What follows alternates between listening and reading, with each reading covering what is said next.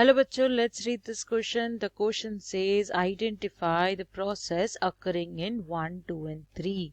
अभी अगर हम लोग ये फिगर देखें तो यहाँ पे हमें 3 डायरेक्शंस दिए गए हैं. चलिए समझते हैं इसका मतलब क्या होता है. सबसे पहले हम लोग शुरू करते हैं हमारे की पॉइंट से. अब यहाँ पे क्या बात की जा रही है, यहाँ पे एक फिगर दिया गया है. ठीक है, अब फिगर में हम लोग को यहाँ पे कुछ डायरेक्शन दिए गए हैं. तो ये डायरेक्शन में अगर हम लोग फर्स्ट वाला देखें तो हमें देखेगा कि ये एक ही साइड एरो जा रहा है. When the arrow is one side तो हम उसे बोलते हैं यूनी. यूनी का मतलब ही होता है वन.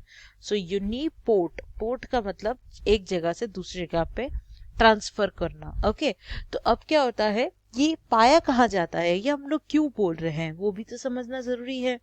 तो क्या होता है, कभी हम लोग जब प्लाज्मा मेम्ब्रेन देखें तो प्लाज्मा मेम्ब्रेन में there are layers. Okay, phospholipid layer रहती है.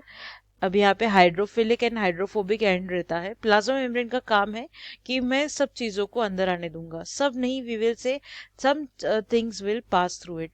बट क्या होता है ना, कभी कभी ये पास नहीं हो पाते हैं मॉलिक्यूल्स, तो there will be certain proteins that will help in the transport. ठीक है, तो ये जो यूनिपोर्ट, ठीक है, फिर उसके बाद ये जो अगर हम लोग ने बात किया तो सेकेंड वन क्या हो रहा है, दोनों ऑपोजिट डायरेक्शन में जा रहे हैं.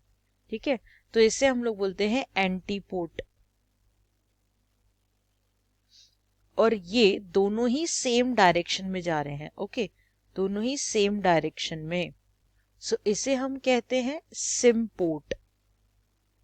सिम का मतलब ही क्या होता है, together. So we will say that this are moving together.